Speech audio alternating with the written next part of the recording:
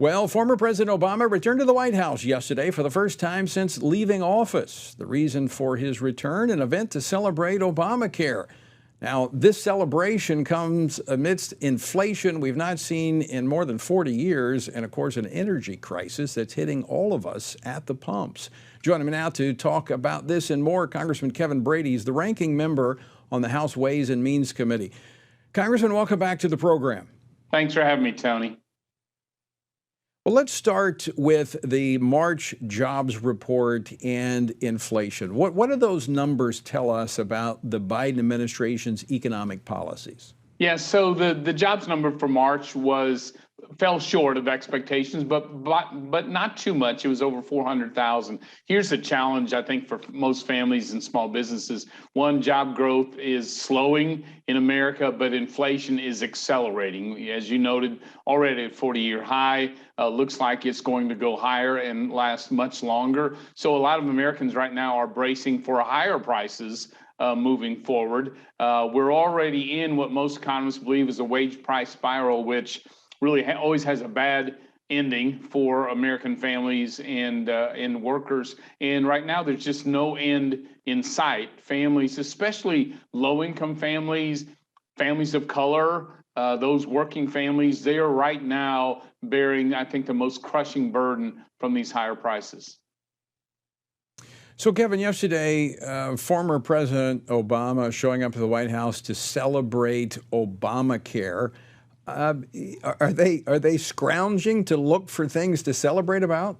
Yeah, I would not be taking a celebratory lap on that program. Look, it kicked millions of Americans off their health care plan at work, forced them to no longer be able to see their own doctors and go to their local hospitals. Secondly, did nothing to lower healthcare costs. They've skyrocketed since that bill became law. Actually, life expectancy has decreased since the law was fully implemented from 2013 to 2019. It actually shrunk in America, always a bad sign. And of course, at the end of the day, for most people who were forced on Obamacare, they have seen dramatically increased premiums, dramatic deductibles out of their pocket, and of course, narrow networks, so they can't even see the doctors their kids need to see. So look, I didn't think that was much of a program to be celebrating, but in the White House's view, any government program that still exists apparently is worth celebrating, even though it missed its mark by a long way. But, Congressman, there's even talk about expanding various aspects of Obamacare by the Biden administration.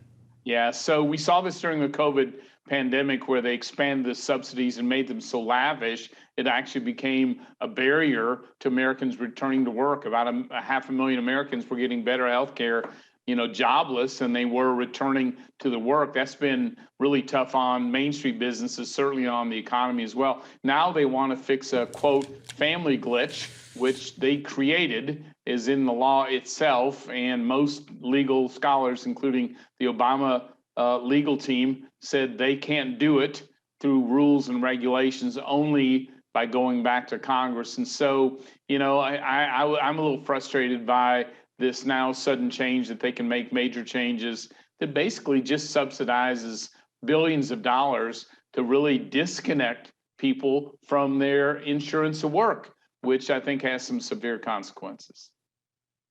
Yeah, I think as we look down the road, it has very significant consequences for individuals, their health insurance, and obviously their health care.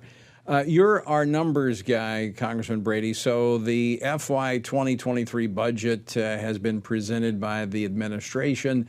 What are some of the biggest red flags that you have seen in the administration's budget proposal?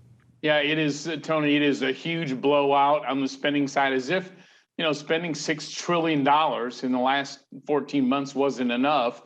They're actually embedding a lot of those COVID era programs and costs into the overall budget, which makes our financial crisis in the future, I think, much more likely. Secondly, they are imposing or hope to almost $2 trillion of tax hikes that land mainly on workers and Main Street businesses, but without question will drive U.S. jobs overseas and raise the prices on consumers as well. So they're really taking, Tony, the way I see it, they're taking the failed Build Back Better socialist agenda, embedding it into the budget, hoping they can move it sort of program by program through Congress or simply just fund it through the budget. I think they're going to fail on all accounts, but they are doubling down on the very policies that have made this such a toxic and unpopular White House.